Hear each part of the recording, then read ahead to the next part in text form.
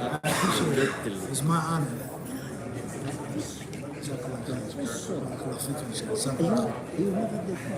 You've been a teacher? Alhamdulillah. Wallah, better that some teachers here. Thank you very much. Shukran. Shukran. Too kind. Too kind.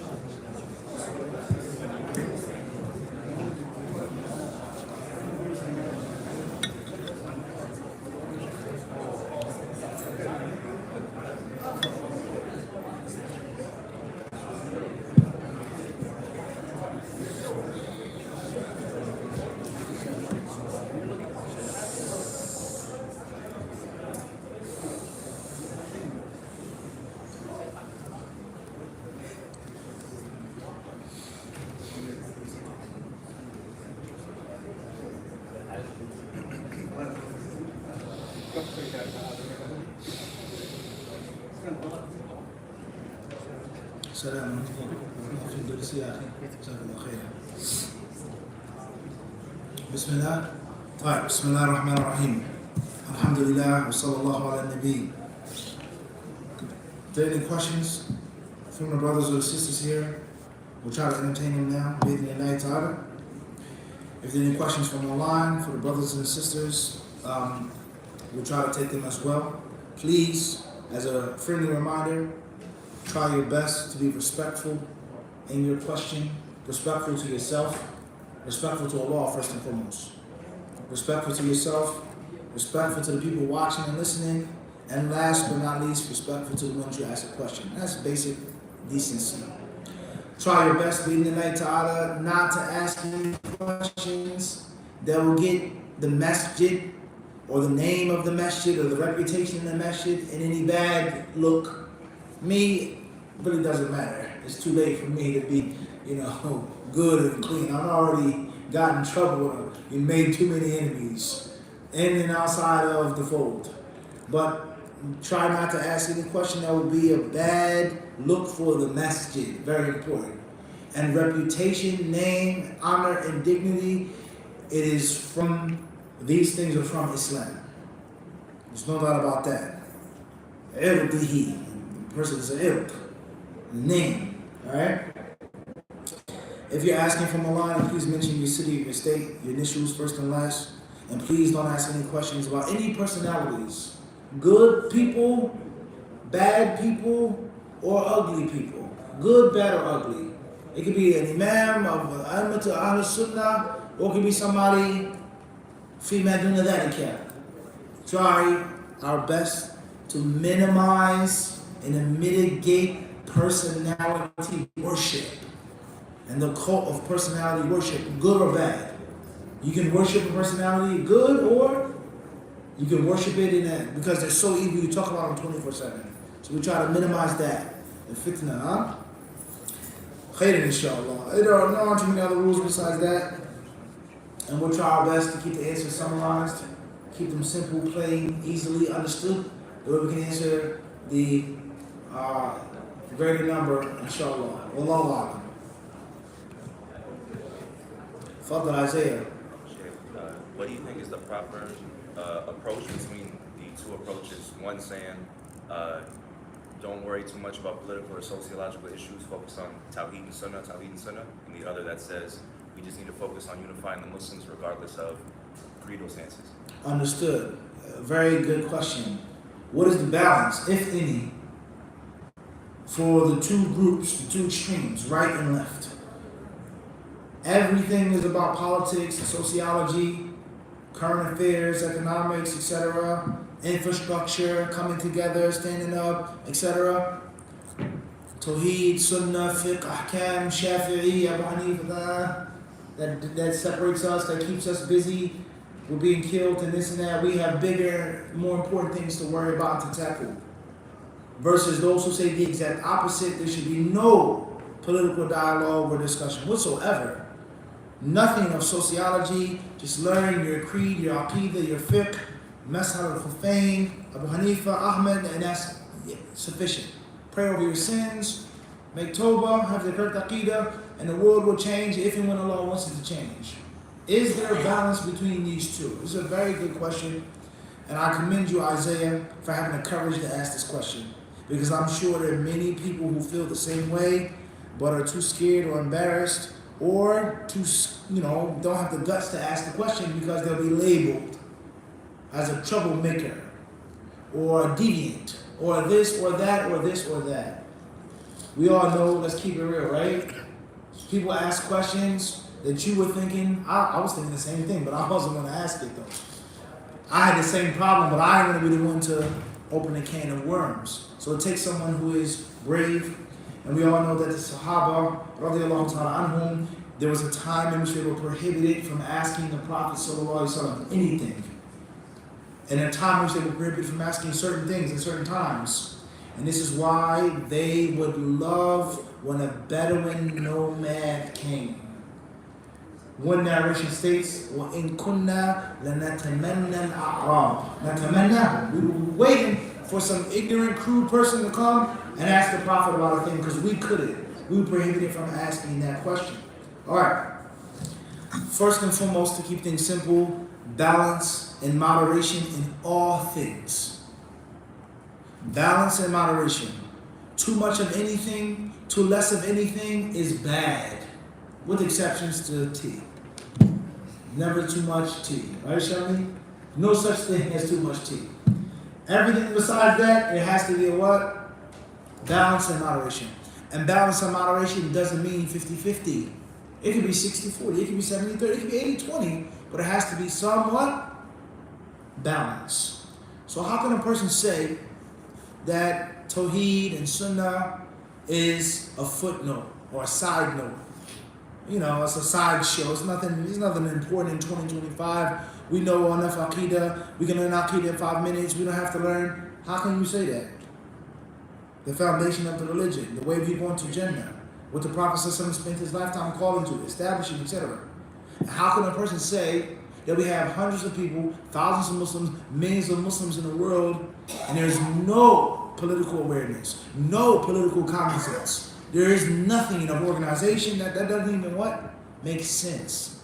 How can a person come along and say that sociology has no place for discussion for Muslims? When the Quran clearly talks about politics, politicians, leaders, led society, good society, bad society, change, reform. You clearly read the Quran. Allah talks about the cities and the towns. وَتِلْكَ الْقُرَى. Those are the cities. We did what? أَهْلَكْنَاهُمْ. They were wrongdoers. So a society or town which is wrongdoing, وَهِيَ ظَالِمَةٌ, many ayat. Allah talks about the word qarya and qura. And he talks about how he destroyed them and how he sent punishment upon them because they were what? إِلَّا وَأَهْلُهَا ظَالِمُونَ. Verse after verse after verse. So for the city to be ظالمة, for the ahluha to be ظالمون, that means that their society was what? Was backwards, was messed up. And there are people who are up top, who abused and exploited people who were down at the bottom. And the people down at the bottom, they did wrong and they blamed it on those who are up top. Allah talks about the du'afa, mustat'afin. Is this not the case? If tabarra alladhina min alladhina, that's talking about what? Leaders and led. And that's politics, sociology. So you can't ignore this, nor can you ignore that. So balance. Something consumes you, that's all you talk about. Good or bad, that can't be done. So I just think common sense, basic, solid common sense. Muslims in Canada, don't talk about politics. There can be no politics. All politics are haram, voting's haram, democracy. All right, tell you, no problem. We live, we die in this country, and then what? Our rights, our needs, our wants, they're just to be ignored and squandered. That doesn't make any sense. In what sense? How are people going to be unified if they have no principles or no basis to stand on? People are not going to stay together. You're from a country, I'm from a country, you have an ethnicity, you're older, I'm younger. There has to be something that glues us together and keeps us bonded together. And if we don't have that thing, people will split up and they'll be divided. And then, of course, within that, there are different extremes. Some people believe that everything, we have to agree on every single thing, from A to Z. And the moment we differ on one single thing, the pronunciation of one letter, the whole alphabet is useless. And that's obviously it's an extreme. That's wrong. And then there are those who believe that we can differ on core values of Islam that are agreed upon directly from the Quran and the Sunnah. That's also wrong. So balance and moderation. And don't ever forget that common sense is a genius in work clothes. Common sense, strong common sense, that is the brain surgeon in normal greasy coverall, like a mechanic or a farmer. He's stupid, he's not smart, he's not educated. No, he's just as smart as the brain surgeon, but he's wearing what? Work clothes. So common sense, as I mentioned in the lecture, will prevent you from much misguidance and people using you and abusing you. And you being a young man, don't ever think or feel, don't ever underestimate yourself and your value, because all groups want you. These far right people, they want you. These far left people, they want you. Everybody wants you to be their follower, their number, their statistic, propagating their cause, politics, sociology, Tawheed, Aqidah. Everybody wants you. So how do you prevent yourself from being abused and being pulled and ripped and torn in different directions from these greedy gluttons? Because that's what they are. And it matters not what they call themselves. It matters not what they look like. It matters not what they say about themselves. They are greedy gluttons. They want power and control and influence. And obviously there's no power, there's no control, there's no influence without evil. So you got to protect yourself from all of those people. And that is done through sincerity, common sense, you learning the basics at least of your deen, and you being sincerely trusting somebody that you feel is a good, righteous person.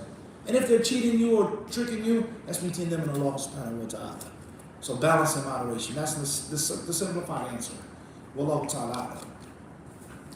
Question is coming: as a newcomer, how can we balance maintaining and strengthening our faith while adapting and growing in a new country? Adapting, living in a country that's new to you, and your faith should be one. I have to get a job. I can't get just any job. I have to get an education. I can't just get any education. I can't get an education which is going to jeopardize my faith. I can't get a job, make a living that's going to jeopardize my faith. And a part of my faith is me obeying Allah and His Messenger. With regards to my neighbors, am I to be friendly with them, friends with them? What's the difference between friendly and friends? Two different levels. I'm friendly with this person. It doesn't mean he's my friend. This is an associate of mine. So it doesn't mean that's my homie. That's my man, my guy, my intimate companion. Somebody I would trust. Yo, Idris, I need you to hold this for me. Take care of this for me. Somebody I know I can trust versus a brother that I'm familiar with. So every aspect of your life has to go through the filter of Islam. What you do for a living, your recreation, your vocation, your education, money, making it, saving it, earning it, has to go under the lens and the microscope of the deen. So your social life, your political life, Isaiah, it shouldn't be outside of Islam. And this is one of the tricks of the shaitan, is to separate church and state. It's to separate the mosque from the gym, the mosque from the workplace, the cubicle, the mosque from the bank, the mosque from the street corner, the mosque from so on and so forth. No, it's supposed to be all included, because Islam is not just a religion, but it's a way of life. A way of life. So working out, jogging, being fit, that doesn't go against Islam. Islam tells you to take care of your health. Islam tells you that your body is in a manner, a trust. Islam tells you that there are things that you have to give back to Allah. Allah linked them to you. وَتَرَكْتُمْ مَا خَوَّلْنَاكُمْ وَرَاءَ. Is that in the Quran or not? Allah says, وَتَرَكْتُمْ مَا. You now have returned what we lent you. So taking care of your health in Islam, earning a living, making good money, saving money, protecting your family, spending on your family is what? In Islam, supposed to be what? Same thing. Recreation, downtime in Islam is supposed to go hand in hand. Fashion in Islam, what? Hand in hand. I like nature. I like taking walks in the park. Today, I asked the brothers, I said, where's the botanical garden in Toronto? It's like, what? What's the botanical garden? I don't want to say no names. It's like, what the heck is a botanical garden? What is it? What? What are you talking about botanical? You talking about something else? Botanical. They didn't know what a botanical garden was, let alone where it's at. I like to go to the park. I want to smell the flowers. That should be a part of my what? ويتفكرون في خلق السماوات والأرض ربنا ما خلقت هذا باطلا سبحانك أن تخلق شيء باطلا. You are above and beyond doing things out of waste and play and jest. This flower is for a reason. This tree is put here what? For a reason. Its color, its smell, its height, its season, that's for a reason. So the moral of the story is your life from waking up to going to sleep is in the boundaries of Islam. And when you have this awareness, and you have this intention, you'll get a reward for going to the botanical garden, smelling the flowers. You get a reward for going to the gym and working out.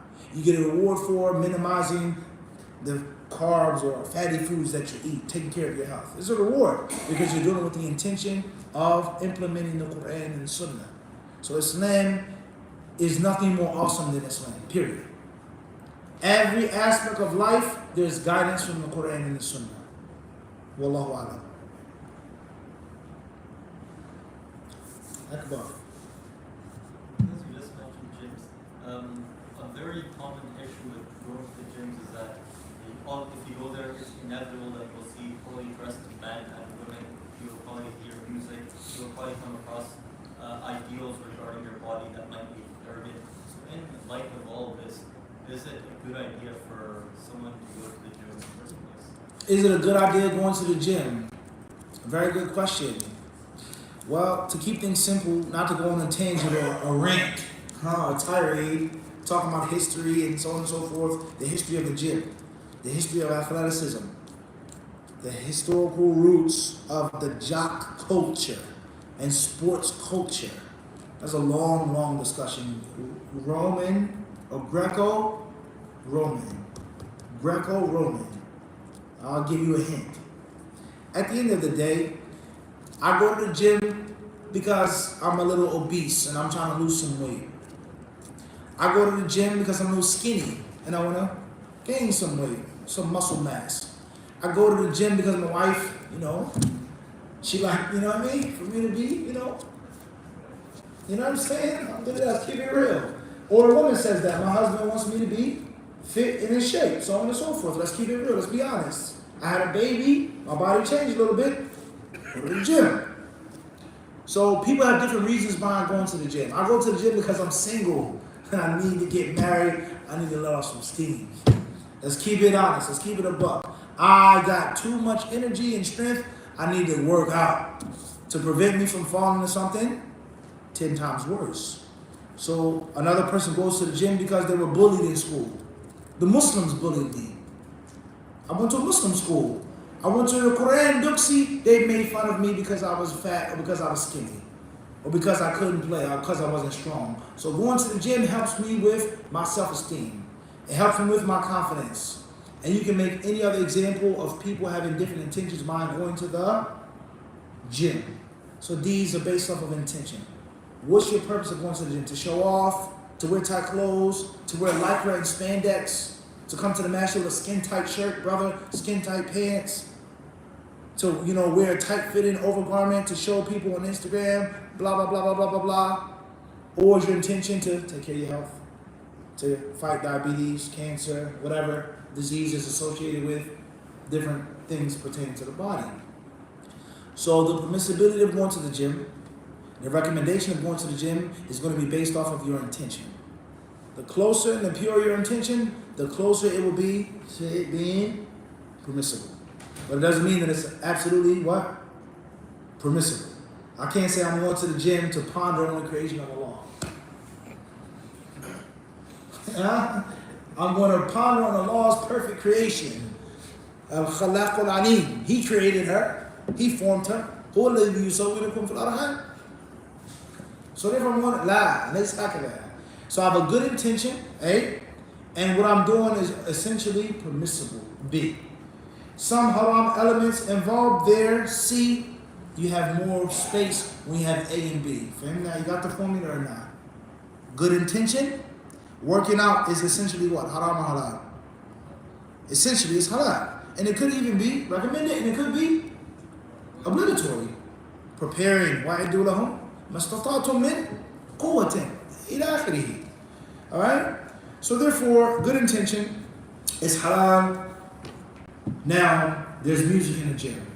Or there's women wearing skin tight spandex leggings in the gym. Let's keep it real. We all live in this world, you know what it is. Every square inch of her body, nothing is hidden or a mystery. She's showing you everything. From head to toe. This is how Allah created me. What's up? What's your position? You're moving, Idris. You're down or you're not. It's the society we live in. Men who work out, who eat, they drink protein and so on and so forth. Do they wear loose clothes? Do they? And if they wear clothes, then the clothes has to be what? Skin tight. They have to show it and flaunt it. That's a fact. It's a fact. So what's your intention? Is it lawful for you to do this? And if it's something haram in that gym, free mixing between the sexes, music, or anything else, do I have to be in this gym at this time? Or can I come at a later time or earlier time? Is there a Muslim gym? Is there a Muslim gym? Is there an alternative? Can I make my own gym? Does the masjid have a gym? And most importantly, if it's haram to go to the gym because of women and music, then going to college is also what? Women and music. Taking your kids to, do something fun is going to be what? Women and music. Going to the mall, buying something, going shopping is going to be what? Women and music. Now, I don't disagree with you that the nature of the gym is a little different. People working out, pumping iron, sweating, moving, jumping, bouncing. It's a little different. It's a higher degree of intensity. But if it's haram to go to the gym for those things, then other things are going to be haram too. And not too many people are willing to practice that all across the board. Most of us, we are selective in what we want to stay away from in the morning. You can't do this because there's a woman there, but I can do this and there's 10 women there. That doesn't make sense. So, you have to do what's best for your soul. I go to the gym at 8 a.m., I got my eyes down, I do my reps, my workout, I have my shake, and then I'm out. Hey, how's it going? How you doing? I speak to somebody, all right, good, and that's it. I'm not socializing in there with my phone, eating, drinking, sitting around, getting too comfortable. In, out. And let me pick the best time to go in the gym when it's most likely less empty. It's not the social hour in the gym. If you do those things, then bismillah. Last thing I'll say, because I said I didn't want to go on an extensive rant, is Muslims should have gyms. We have halal meat stores. How many restaurants we have? How many halal restaurants? How many gyms? Imagine how much money that would make. A halal gym, a sunnah gym, huh? Sunnah gym, right? Or a sister's gym. Sister, got money, you want to make some money? Open up a gym for Muslim women. We have Mufti for that. Sheikh Adam, he's the Mufti of the gym. He's our Islamic consultant. Everything that you see in the gym, we ran it past him first. Sheikh, can women dress this? Can they wear this? Is it permissible for them to do this? Do they need a mahram to take them to the gym? He verified everything. Your wife can come to the gym in a safe, Islamically compliant environment to work out, to preserve her health, to look better for you, to build her self-esteem, her confidence, to prevent from getting this disease, etc., etc. So, if you're unwilling to light a candle, never curse the darkness. Either part of the problem or the solution. 10 brothers get together, make a halal gym, even if it's a room. That's better than going to the gym, which is fitna, fatina, meftuna, fulana, and fulana.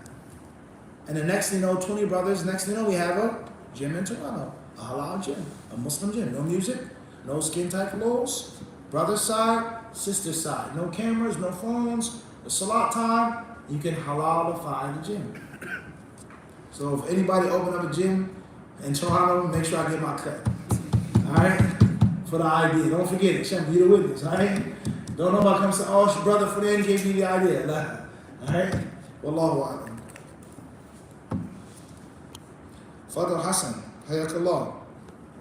A person being put in a state of leadership, and let's say I was gonna ask, is the qualities of a leader, would it have to be some innate and then some learned, or could it all be learned?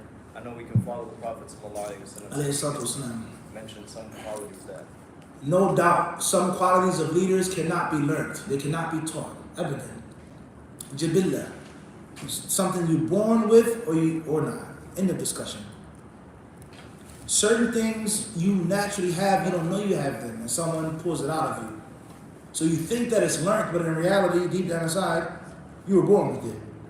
And then there are other qualities which you didn't have and you had to learn. And thirdly, there are qualities that you were born with, but by reading, studying, and training, you enhanced what was natural. You enhanced it. So there's certain things that you're born with, but you never know until you try. Clear that or not? So if I have a poor memory, how can I be a student of knowledge? How can I be a scholar? I write everything down. I read from my book. If my iPad dies, then I have a book in my pocket. If it's raining, if there's no lights, I have a backup. Because I can't rely on my memory. So you can work around it, inshallah ta'ala. And obviously it's a long discussion concerning leadership. Can you ask for it? Should you ask for it? Is it permissible to ask for it? اجعلني على خزائن الأرض إني حفيظ عليم. Alright, is it permissible to ask for leadership? يا عبد الرحمن بن سمرة لا تسأل الإمارة فإنك إن سألتها أو فإنك إن أعطيت عن مسألة وكلت إليها وإن أعطيت عن غير مسألة أعنت عليها. So there are many different verses in our hadith with regards to can or can you not ask and demand, nominate yourself for leadership. And the different ayat in our hadith with regards to running away from leadership or accepting it. Wallahu a'lam. Fadal. Sheikh, you mentioned in the lecture previously that we need to achieve a level of perfection for ourselves and for others. Can we look at how that looks like, perfection? Perfection, based off of those 4 points, I'm going to learn the basics of my religion, the basics of my tawheed. Not all of the details, but the basics. And the basics of zakah and salah and hajj and siyam. The basics of hijab. I don't know all of the khilafat, but I know the basics. What all the ulama say, this is the awrah of a woman, and I'm gonna cover. I'm gonna address in that manner. The basics of buying and selling. Can't sell pork. Can't sell alcohol. Can't sell anything which is haram or poisonous or venomous or harmful. Can't sell something that you don't own. I can't lend you money and then say give me back double. Those are the basics. I like business. I'm in the business. I know the basics. If and when something specific comes up, I have my what on speed dial. I have my mufti. Yo, Sheikh, is it lawful or not? I got him on speed dial. Pay attention. Always have a knowledgeable person that you can access quickly and easily. And that's it. And then, bi'idhnillahi ta'ala, you implement those things that you've learned. And you call people to the basics of what you've learned and you've implemented. Not the details, not the differences of opinion, not this shit, brother Flynn. I learned the ABCs, come learn them with me. And most importantly, you may not be feeling it. You may make fun of me. You may say this or that. I'm going to be patient and I'm going to keep calling you. That's it. That's how you achieve perfection. You learning beneficial knowledge, you acting upon that beneficial knowledge. And you giving dawah to people. You don't have to be the most knowledgeable person to give dawah. Now you're out in the park debating people, arguing with people of different religions, different faiths. Where did you study? Brother Fernando, Jazakallah khairan. I asked you a specific question. Where did you study Islam? Brother Fulan told me I could be out here from this masjid. They gave me tazkiyah. Jazakallah khairan. Can you please tell me where you have studied? But the brother, they told me that I have to. Can you answer the question, please? Where have you formally learned and been trained in Islam? Let alone to be a great debater. If you can't answer that question, you got no business what? Debating and arguing people in the park or on the street corner. Handing out a pamphlet, that's a different what? Story. Passing on the information that you got, sharing a link, that's a different story. So every Muslim is responsible for the basics of da'wah. That's how you perfect yourself. The more knowledge you get, the more pious you have to be. The more pious you are, the more da'wah you have to give. And the more da'wah you give, the more enemies you're going to make. And the more people are going to disagree with you. And the stronger you grow, don't forget the qaida. The stronger you grow, the stronger the forces of those who oppose you grow. That's the rule. The bigger and more powerful you get, the bigger and more powerful the hatred and the jealousy comes from your opponents. That's a rule of life. Don't ever forget that. So therefore, you have to have sabr. That's how you strive for self-perfection. And of course, there are other manifestations of it, with regards to patience, with regards to not asking people for things unnecessarily, with regards to self-control, self-discipline, with regards to forcing yourself to memorize things. This means that you're perfecting yourself. Forcing yourself to memorize it. And forcing yourself not to make a blunder or an error. You make a self-assessment. And you assess yourself after you do something. So right now I traveled to Toronto. What did I leave behind? What did I forget? What did I leave out? What I could have done better. I could have prepared better. I could have. Alhamdulillah, I got to the airport on time. I'd rather I got there early. I got tea. I made my salah. I had an opportunity to do this. Where's my charger? Oh man, I forgot it. Nope, I packed it. So this is just an example. If I'm making a dawah trip, I try my best to prepare the best way I can. And I try my best to assess myself afterwards. And you force yourself not to make that mistake or that error or that blunder. These are ways of perfection. Controlling your temper, controlling your anger. Anger will destroy you, inwardly and outwardly. These are ways that you perfect yourself. And of course the dua, Allahumma kama ahsanta khalqi fahasin khuluqi. Allah, you've perfected my body, perfect my morals. Wallahu a'lam. Fadal.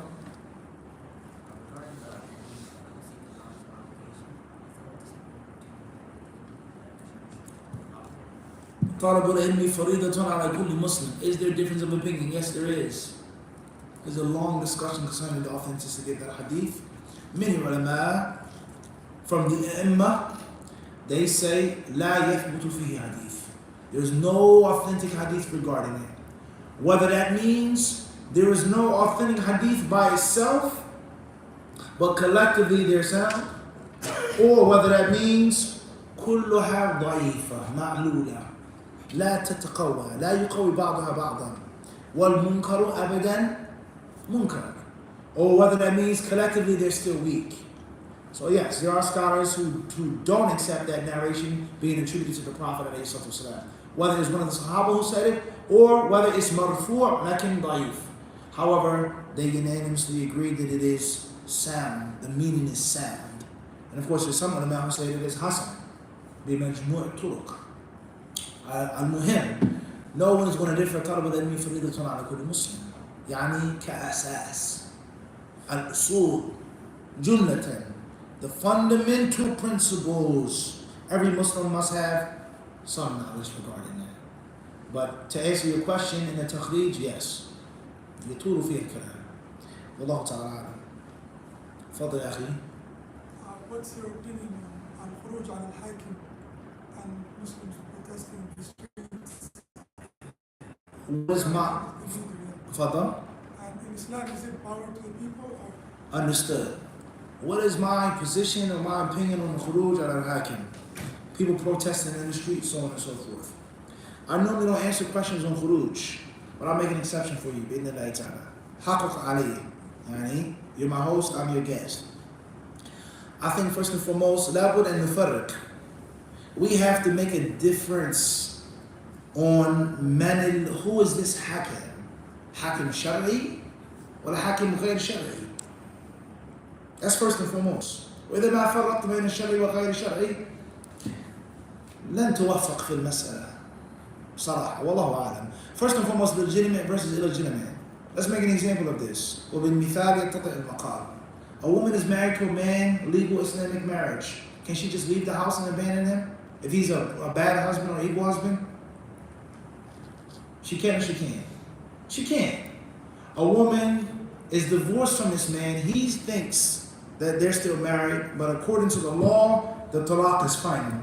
And she says, I have to leave, I'm getting away from him. What's the ruling on her doing that? Whether it's obligatory or not, but she can what? Because he's not her legitimate what? Husband. So the legitimacy is everything. Al-kalam kullu yansabu ala legitimacy. So if this ruler is illegitimate, laysa lahu huquq aslan. There's no rights. Al-waladu lil-firash wa lil-ahid al-hajar.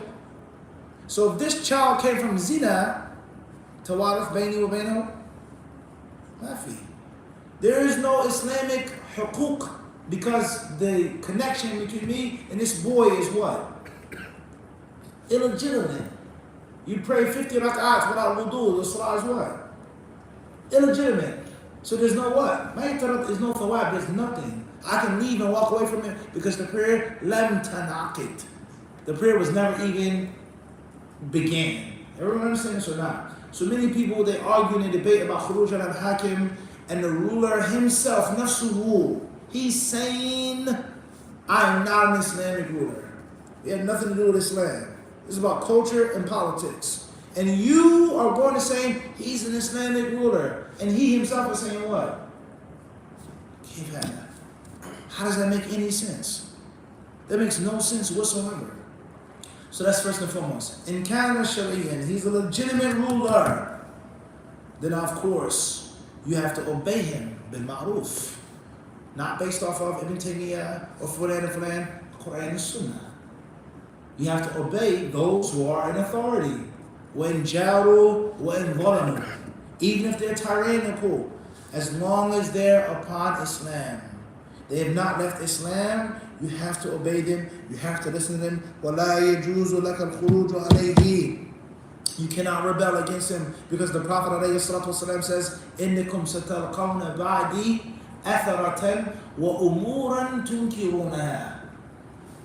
After me, you will have stingy, tight-fisted rulers. أَثَرَةً وَأُمُورًا إِشْ تُنْكِرُونَهَا. There will be things that you would not accept, you would not recognize. The Prophet never did this when he was our leader. What do we do? The Prophet ﷺ, he clearly told them what to do. فَاصْبِرُوا حَتَّى تَلْقَوْنِي عَلَى الْحَوْضِ. The Prophet ﷺ clearly said, أَدُّوا الَّذِي أَنْيَانِ لَهُمْ وَاسْأَلُوا اللَّهَ الَّذِي عَلَيْكُمْ أَوْ لَكُمْ. Give them what they deserve and ask Allah for them to give you what you deserve. The moral of the story is, ash-shahid, Muslim, legitimate, patience, sabr, dua. That doesn't mean that you don't enjoy the good and forbid the evil. That's another problem. Masala, yani, يحصل خلط وخلط. الصبر على ظلم الحاكم الشرعي لا يعني عدم الأمر بالمعروف والنهي عن المنكر وعدم التناصح. أبدا. You enjoying the good and forbidding the evil, giving advice. But he is the Islamic ruler. You have to be patient with him.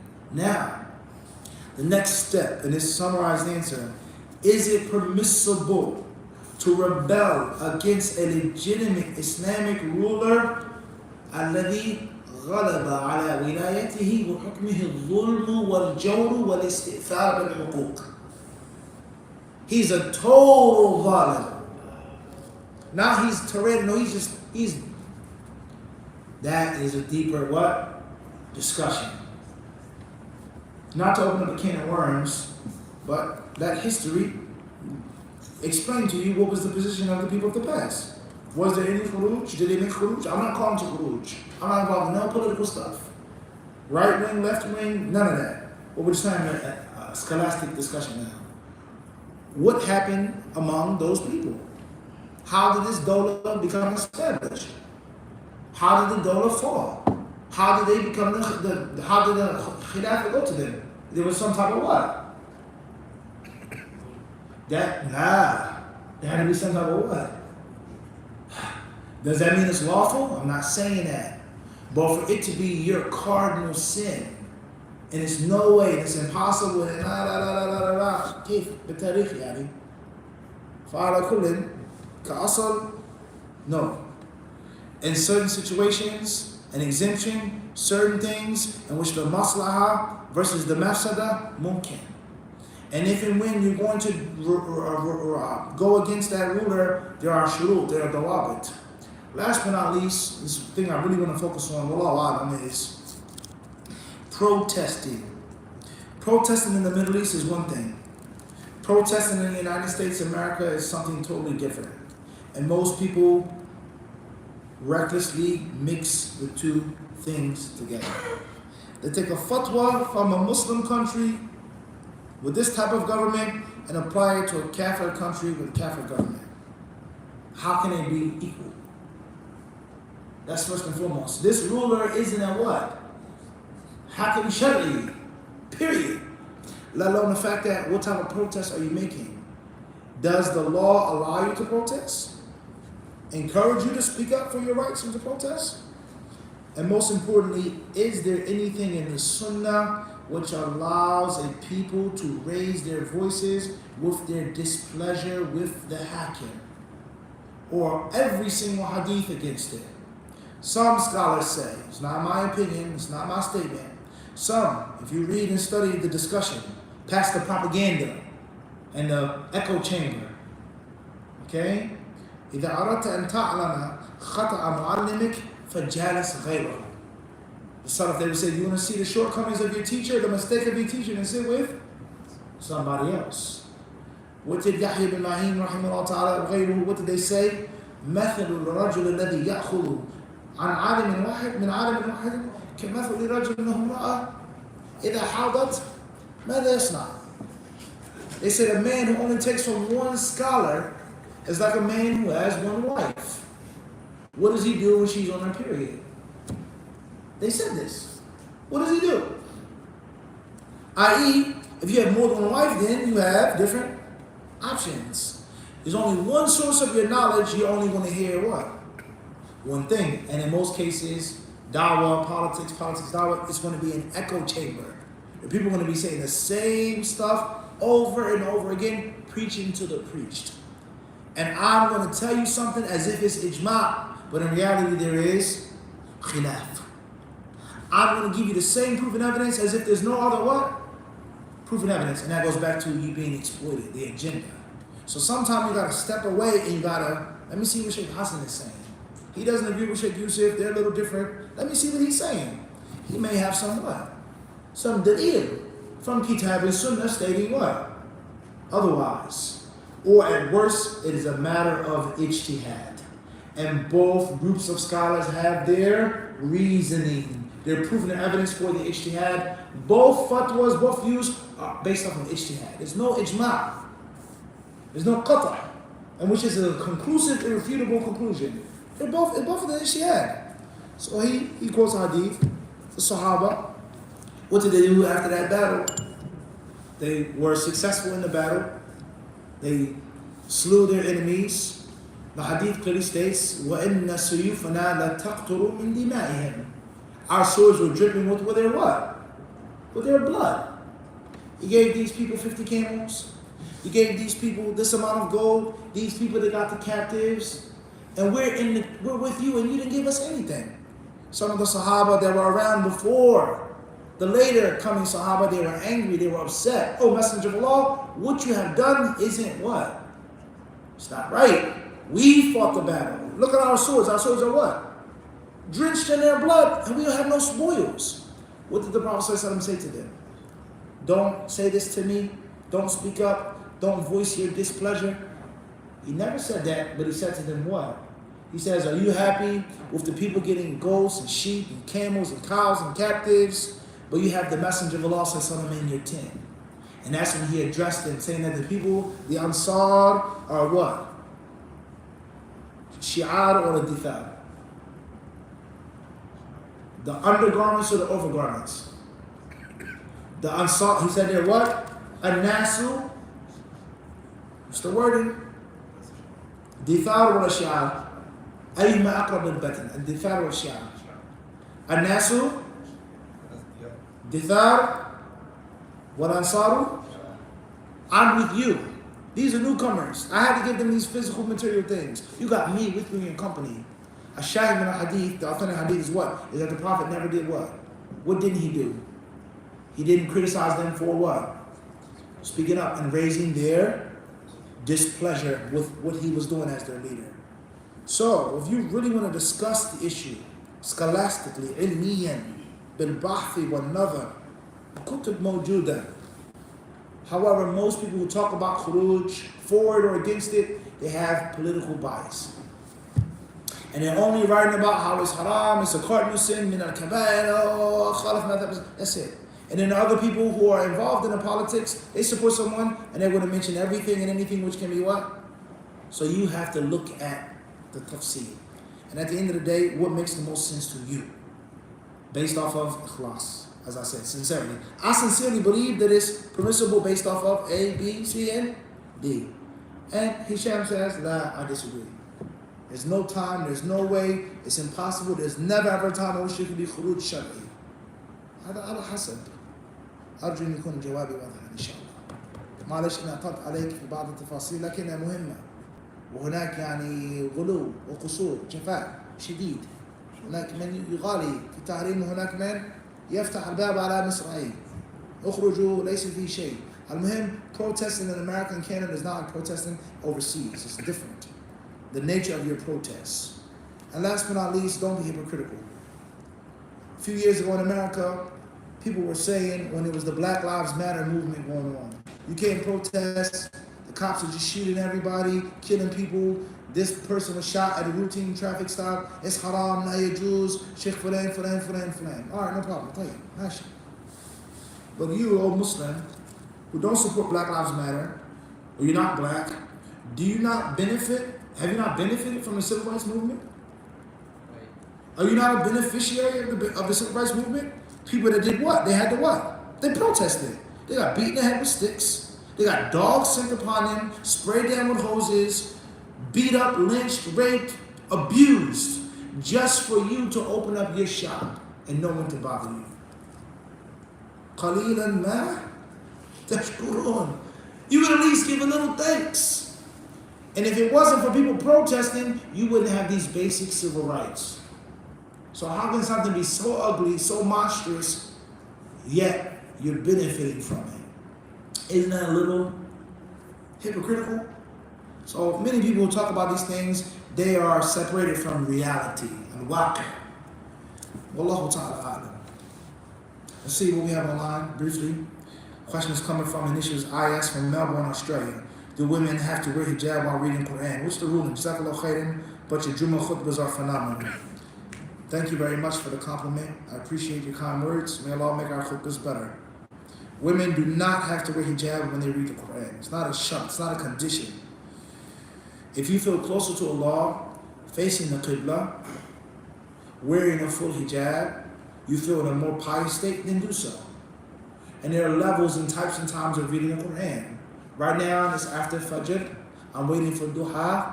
I'm in my ibadah mode. Facing the Qibla, in the masjid or the musalla in my home, the kids are asleep, my husband is doing something, I'm just reading and being a pious Muslim right now. And of course I want to be in my garb. And another time, a woman, she's getting dressed, she may have a mushaf, she's reading it, reviewing it, she has a class, or she's in a gathering with sisters, it's a party, and while she's sitting waiting, she reads the what? Mushaf. Not much good. So it depends on the type of Quran reading. If you want that state of consciousness and piety, for sure. There's no question about that. But it's not a mandatory condition. Wallahu ta'ala. Question is coming from Birmingham, UK. And this is KS. Sheikh, what is the correct balance to have when giving da'wah to non-Muslims and Muslim? The Messenger sallallahu alaihi wasallam will go to a different direction to times to avoid the mushrikun of Quraysh. You give da'wah to those who need it the most, those who are closest to you. And sometimes you give da'wah to those who are going to listen and benefit. It depends on the situation. Those who are closest to you. Those who may not be close to you, but they need it more. And sometimes you give da'wah to people that are more receptive. People that are willing to listen more. So it depends. Questions, and this was MSI from San Diego, California. Assalamu alaikum. Mufti, does the Ummah of Muhammad sallallahu alaihi wasallam follow his predecessors and most of its scholars, worshippers being evil. Also because your earlier point reminded me, apologies Mufti, if my questions through the live stream in the past haven't always been the best. Does the Ummah of Muhammad follow its predecessors and most of its scholars? I really don't understand the question. What's important is the Quran and Sunnah tell us about righteous scholars. And they also tell us about wicked scholars. Those who, they sold out their souls for what? ثَمَنًا قَلِيلًا. That's clear as day. غَيْرِ الْمَغْضُوبِ عَلَيْهِمْ وَلَا الضَّالِّينَ. So the Quran tells us about ignorant worshippers, monks that are astray. And the Quran talks about evil heads, people who know the truth, but intentionally hide the truth or lie to mislead men, Isaiah, to agendify people. If I keep you ignorant, you'll stay with me. So I'm only going to give you just enough, like the carrot in front of the horse or the donkey. Just enough for you to keep following me, but never ever enough for you to be independent from me. There's no doubt about that. Next question says, Shelley. Next question says, essay from London, UK. Assalamu alaikum, Sheikh. What will the Hadith Disciple Academy entail? Really looking forward to it. Jazakallah khairan wa alaikum salam wa barakatuh. The Hadith Disciple Academy, inshallah, which will be launched this fall, will entail and include structured learning, structured teaching, structured education for traditional Islamic sciences. Al-alat wal-ghayat.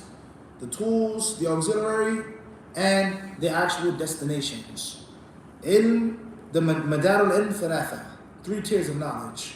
Al-tafsir, al-hadith, and al-fiqh.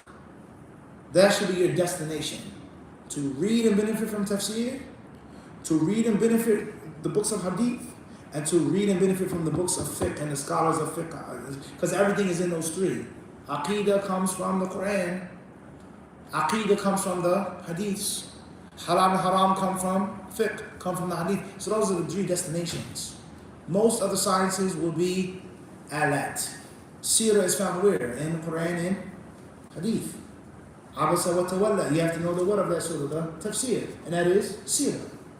So usul al-fiqh, nahu al-sarf, qawaid fiqhiyya, Uloomul Quran, usul al-tafsir, mustalah al-hadith, ilm al-rijal, ilm al-takhrij, mantiq, etc. All of those things are alat. They're tools for you to be busy with kitab and sunnah. So bi'idhnillahi ta'ala, you can look forward to beginners classes in usul al-fiqh, qawaid fiqhiyya, ulum, usul, all of the tools that you need to level up to the next level in the next semester. Beginners fiqh 101, beginners mustalah 101, advanced fiqh, so on and so forth. So right now, bi'idhnillahi ta'ala, the main classes that will be launched, hopefully by bi'idhnillahi ta'ala no later than November, will be ilmul ala, the tools. So if you've studied usul al-fiqh, you want to take usul al-fiqh 1, it's going to brush you up, refresh you, it's going to make you stronger. And studying usul al-fiqh allows you to actually study fiqh properly and to navigate through the khilaf of the ulama. I read a fatwa online, it is haram to rebel against this government. I read another fatwa online saying that it is permissible to rebel against the government. How do I navigate through these 2 muftis except through usul al-fiqh? How did he get that ruling? How did he get there? What did he base it off of? Etc. Alright, so bi'idhnillahi ta'ala, the Arabic language, and of course the culture of seeking knowledge, these are all things to look out for. When the courses are done, when they're available for signing up and for subscription, we will let you know. And you look forward to the courses, we look forward to hosting you and to giving you those courses. So there will be pre-recorded courses and there will be live interaction. So homework assignments, assessments, quizzes, and inshallah ta'ala certification by the permission of Allah subhanahu wa ta'ala. Jazakallah khairan. Next question is coming from initials Abu Hafs Sabri Mufti. Where are you coming from? Next question is coming from ON from PC, Florida. Are there any recorded fatwa from Abu Bakr as-Siddiq radiallahu anhu when he was appointed as the leader for Hajj at the time of the Prophet sallallahu alaihi wasallam? I don't know of any specific recorded narrations regarding Abu Bakr's rulings when he led the Muslims in the 9th year of the Hijrah and Hajj. La adri. Something I can look into. I would love to find out myself. I don't know of any. Wallahu ta'ala. طيب, anything else from the brothers? Fadl ya akhi.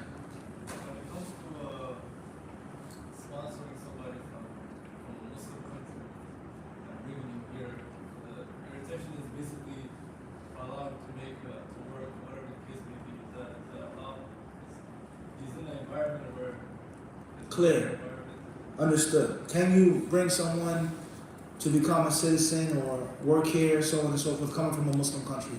It's a yes and a no answer.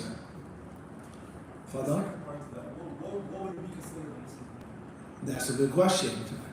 All right. A country in which the most people are Muslim. A country in which there are more mosques than churches. A country in which the adhan is louder than the church bell. For argument's sake. For what? For argument's sake. A country in which the official religion of the country is Islam. A country in which the courts are heavily intertwined with the Hanafi madhab. To this very day in this country, the Qadis are Hanafis, it's well known. They're Shafi'is. The judicial, the system itself is mixed with. These are things which lead to a country being called Muslim or Islamic. And there is no one specific. There's no had muayyan, had fasil between the Muslim and non-Muslim country. Call it HDVIP, yani. Taqriban. The ulama, they try their best to categorize it the best they could. Ala kulli hal. Someone's coming from Somalia or Pakistan or India or wherever the case may be. And obviously India isn't necessarily a Muslim country, but there are regions and sections which are clearly Muslim, in which I wake up in the morning and I go to sleep only seeing what? Muslims. All the restaurants are halal, the adhan, etc. There's a Muslim quarter in China. So, can they come to the West? Can you sponsor them? From one aspect, you're helping them leave a Muslim land to a Catholic land. It's a problem. To get alcohol in Pakistan or Somalia, I'm sure there is. People get drunk wherever you go. But how easy is it? How simple is it to get drunk? To find a prostitute? Very difficult in these countries. You're now bringing them to a place in which is what? So I have a little weakness for alcohol with women. It's a fitna. I've been fighting it. The fact that I live in Pakistan, the fact that I live in Somalia, the fact that I live in Yemen, I can tell you stories you would never believe of people that I met in Yemen, in Medina. You would call me a liar if I told you the stories. Wallahi. In Muslim lands, you would never believe me. True stories. Moral story is, al-maqsood, is that I'm overseas in Pakistan. My sole desire is alcohol and haram women. I know it's haram, I'm working on it, I'm fighting it, but I'm weak. And the fact that all my Muslims are neighbors, all my neighbors are Muslim, the fact that people know me, and the fact that it's culturally shamed. كل هذه زواجر وموانع. Not taqwa. These things keep me from making zina and going to the brothel or the whorehouse. You bring me to Canada, to Toronto, then what? There's no more cultural what? It's easy. And I can tell you stories about prostitutes right here in Toronto. Alhamdulillah, Sam is not here. Ask Sam about that night in the wintertime. It's crazy.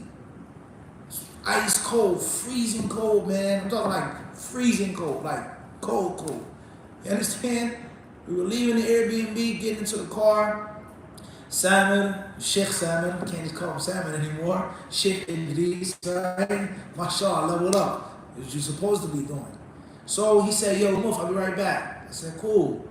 Standing waiting by the car, this lady, she walked up to me. It was one of the saddest things I've seen in my life.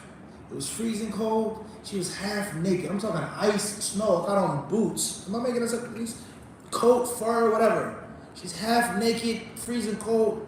She walks up to me. I know who she was or who she was. She got a little closer and she like, you know. And then when she saw how she was dressed, she said, oh, I'm sorry.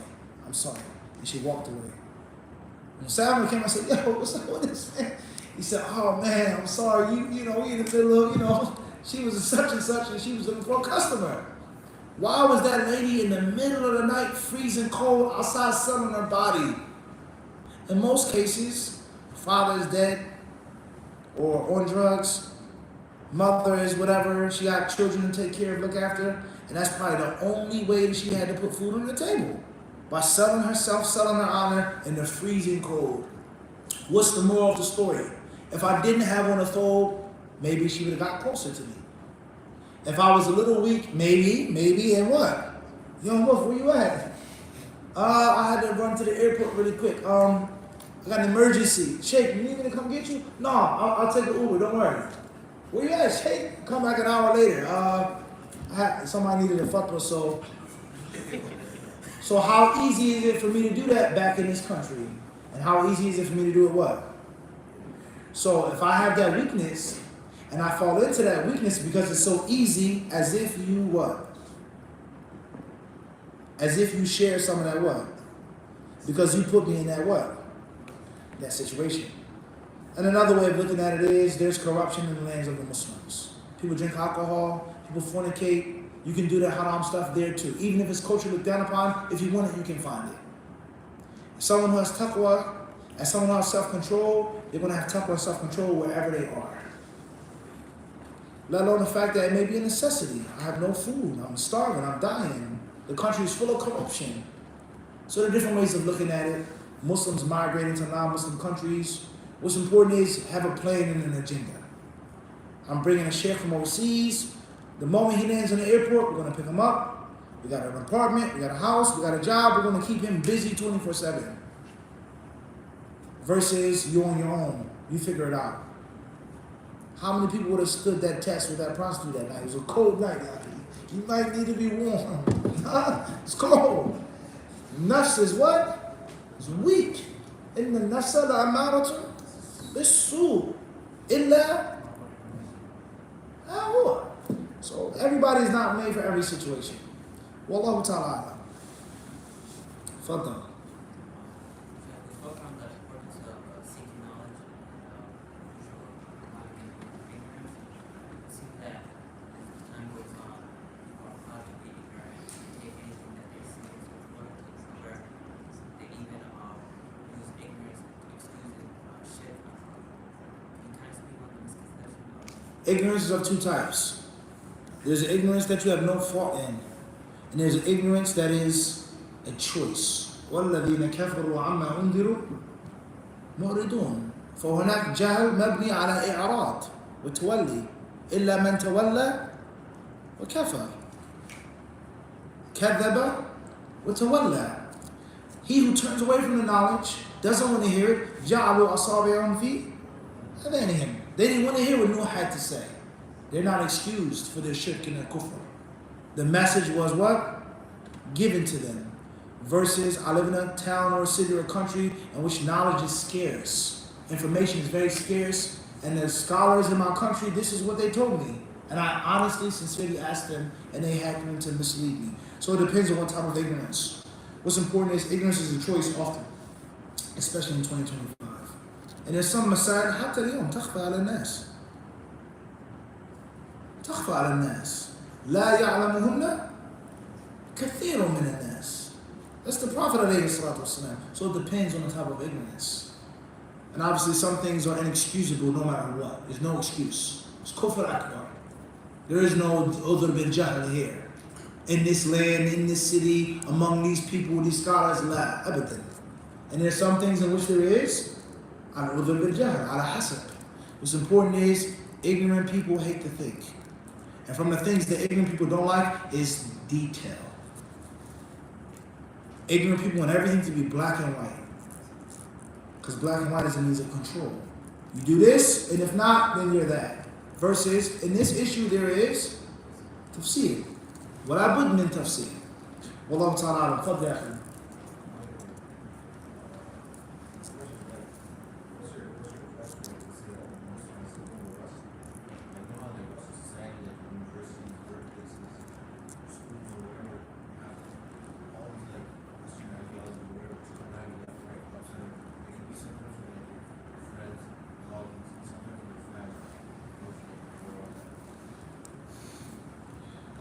Self-defense.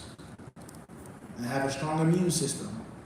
It's cold outside, there are germs, there's bacteria. Have a strong immune system. And avoid places of germs and infection. So therefore, Allah gave you an immune system for a reason. There are germs everywhere. No matter how hard you try to stay from them, you're gonna come in contact. That's why you have an immune system. So you try to stay away from kufr and shirk and kuffar and mushrikun and fawahish and zina. Somehow, some way, it's gonna what? It's gonna find its way to you. Shak, doubt about the deen, the Quran this, the hadith that, the Prophet married. This is gonna come. So you gotta arm yourself with at least the basics of knowledge, like learning how to fight. I'm not a fighter, I'm not a tough guy, but I know the basics of self-defense. If somebody jumped on me, I know how to kick him, bite him, scratch him, elbow, headbutt, the basics of self-defense. And the better you learn your self-defense, the more you practice, the easier it is for you to successfully get out of a fight and to protect yourself from someone transgressing the boundaries. Your soul is no different. The Quran is made up. No, you can't tell me that because I have self-defense. I have an immune system. The hadiths aren't sound. They're just correct. No, you can't say that because I've learned the basics. You can't tell me that they're made up. Islam is a religion. No, you can't say that because I've read the Quran myself and I know what Allah says about mercy and justice and peace. You can't tell me that. I'm not a scholar. I'm not a debater. But I have enough self-defense to get this mugger off of me. I'm not a tough guy. God jumped me. Elbow, bit him, kicked him, spit him, something.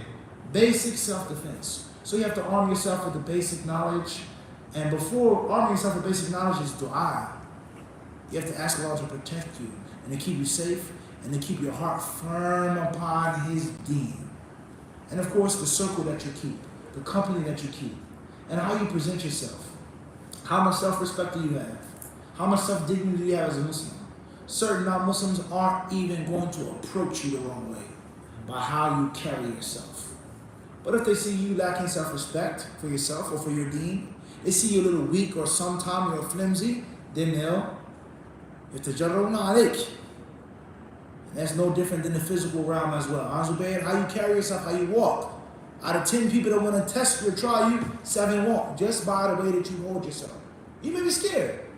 You can't fight, but just by the way you walk, by the way you walk, by the way you look. 3 people are going to test you. 3 people dealing with them is better than what? 10 or 7.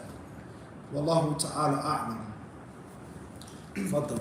Sheikh, what's the ruling and the level of encouragement and the etiquettes, if there is any, of seeking knowledge and wisdom from non-Muslim sources such as Eastern martial arts philosophy or Stoic philosophy or things like that? Understood. Well, if it's something which is sound and valid, then it'll be permissible. If it's sound and valid, and if it doesn't come at the cost or the expense of your own detriment. So here is a statement from this martial artist or this one or that one. It's not in their book. I got it from different sources there. I don't have to go into, I'm grabbing the rose petal through a bunch of thorns. There are 10 thorns for me to get this one rose petal. It's a petal, but it's surrounded by thorns. We say no. Unless you're an expert rose petal picker who knows how to take it out, no scratch, no cut. The average person is going to be scratched up. As far as this is a single rose, or it's a box of rose petals that's separate from the thorns, then that's a different one. It's a totally different story. Al-hikmatu dalatul mu'min. Wisdom is the lost animal or the lost possession of the what? Of the believer. Hey, that's my horse. That's my camel. Wherever he finds it, ain't a wajah that for what? A haqqu biha. That's mine. Forget Buddhists and Buddhism and this and that. That's correct according to the deen. Bruce Lee said it. That makes sense according to Islam. You don't differ with him on that. But that doesn't mean that I'm now going into all of the Buddhist books and to the Buddhist temple and to the Taoist temple and reading and studying the Taoist books. Versus I came across a statement of the Taoists, the concept of yin and yang. Hot and cold, soft and hard, north and south, big and small, balance and imbalance. Accepted Islamically or not? Which of the two? Yes or no? لا شك في ذلك. فمنكم مؤمن ومنكم. It's clear. There's easy, yusra, then there's usra. There's imbalance. Okay? انفروا خفافا وثقالا. So that is basically that's not a foreign concept to Islam. Whatever you call it, yin and yang doesn't matter. Travel lightly or travel heavily. But that doesn't mean that I'm going to sit with a Taoist and study for 10 years just to get one gym. Understand? So it depends on what it is, the need. It depends on the benefit, and it depends on what you have to do to get it. And that's pertaining to philosophy, Eastern philosophy, Western philosophy, Aristotle, Funan. Inshallah. And it doesn't mean that you have to agree with everything that they say just because you take one quote or one benefit. Clear? That's in brief. It depends on the person and what type of person you are. But in general, you avoid things which are doubtful unless you have the solid, sound knowledge, unless you have really good self-defense and a strong immune system. And even then, you proceed with caution. You don't go to the area of plague without a mask or gloves, even then. But someone who knows how to handle blood in the laboratory is not like someone who what? Doesn't know how to handle it. Is this not the case? A butcher, he has the saw. He knows how to what? How to move it, and it's still what? Still dangerous. That's not the same as someone that's going to try to cut the meat and takes his whole arm off. So the butcher handling it isn't like the what? The layman. It's a tough scene, man. It depends.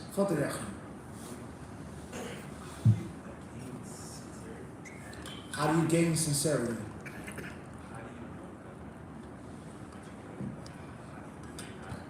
How do you know that you have it? One of the ways of getting it is making your public life no different from your private life. Right now I'm speaking. How many people in the masjid? Are people online watching me? This person gives me, mashallah, blah, blah, blah. Would I be doing this class at 12 a.m. if it was just me and you? You have to ask yourself that question. Would I be here if it was only brothers or their sisters listening? Istiwa as-sirri wal-alaniya. This is one of the ways that you can establish a class as you keep it. Would I do this if such and such? I'm going to give dawah to a woman. She's a pretty woman, a young pretty woman. Or she's old and very unattractive. Would I give her dawah? Or would I just walk past her? Would you give her dawah or not in the trade? She's young and beautiful. You're going to rush to call her to La ilaha illallah Muhammad Rasulullah. Versus this woman is not like her. She's too tall, she's too short, she's too this, she's too that. How many of us would stop and give the lady dawah? Or answer her questions about Islam? Proving that you don't have full 100% what? Ikhlas. Young, pretty, and you stop, no problem. What question do you have about Islam? Tell me. You want to know about Islam? How do you become a Muslim? Just repeat after me. La ilaha illallah Muhammad Rasulullah. No doubt about that. She's not that attractive, she's not that appealing. Go to the mosque, they'll tell you about it. Practice that. Put that in practice. Wallahu ta'ala. Fadl akhi.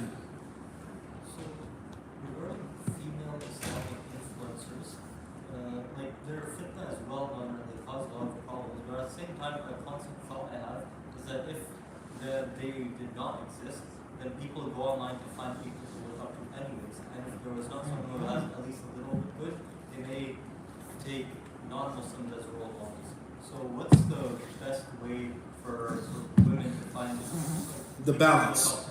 If there's any. Is there a balance at all? Clear. This is our last question tonight, inshallah. Brothers may be a little tired.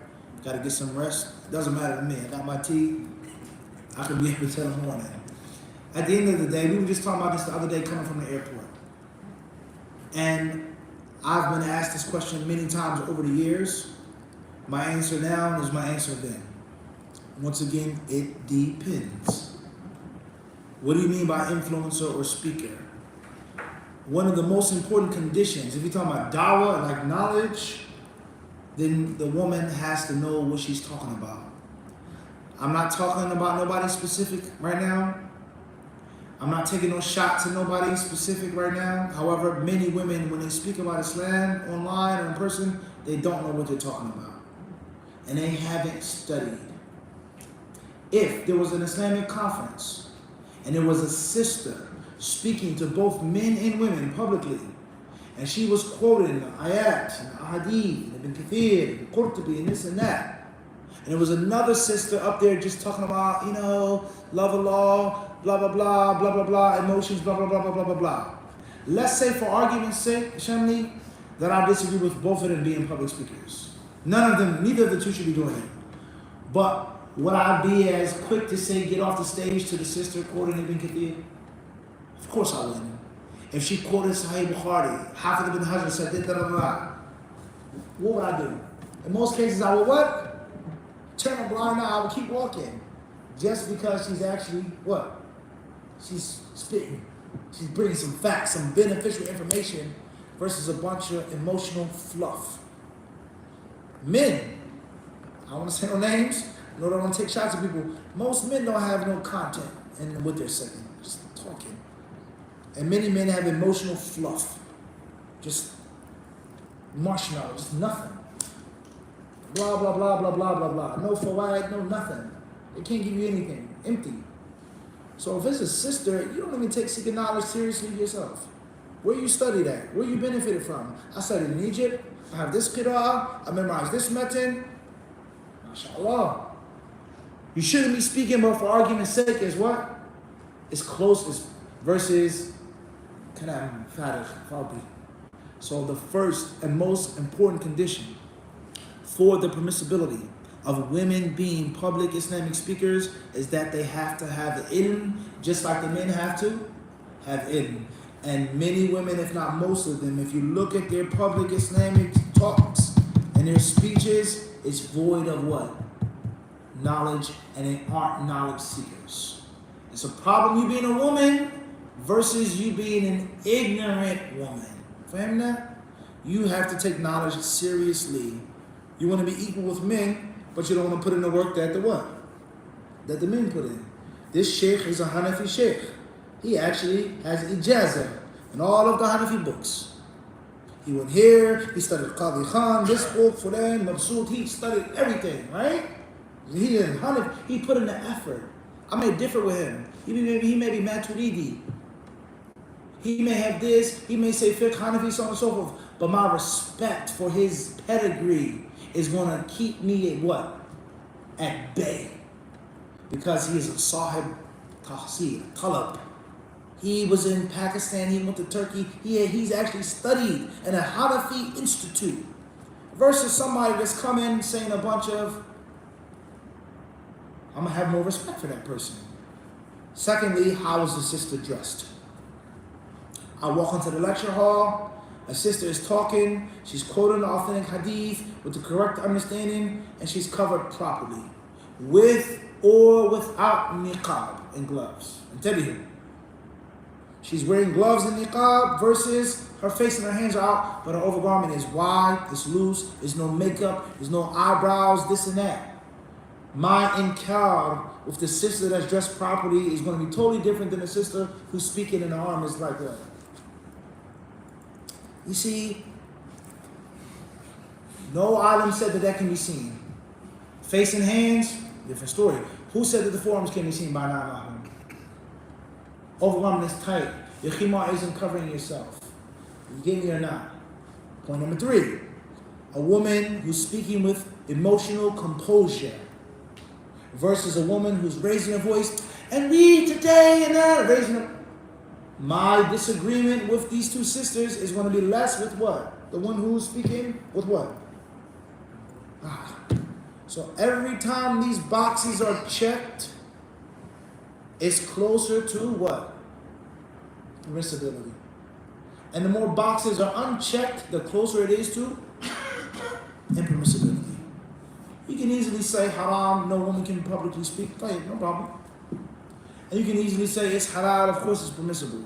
Me, I think there has to be detail. Who are you speaking to? Is there a need for you to speak? What are you saying? How are you dressed? What type of content? What are you promoting to Muslims? Alright, last but not least, this is very important. Let's not talk about anything Islamic, ilm and da'wah. I'm a sister online. I have followers on TikTok, Instagram, X, YouTube, Facebook, whatever, my website, live stream. And I'm just an influencer. I do hijab tutorials. I do hijab makeup tutorials. How to wear makeup as a Muslim sister. Islamic fashion. Not a full overgarment, these loose pants, blah, blah, blah. Rings, jewelry, etc. Let's keep it real. On YouTube. So, am I calling these women who watch me to have some type of Islamic identity? Or to be uncovered? And it doesn't matter whether you wear hijab or not. Hijab is in your heart. Allah will love you whether you're naked or whether you're covered up. Or am I calling women to don't be scared and don't be afraid to what? To wear khimar. New shahada.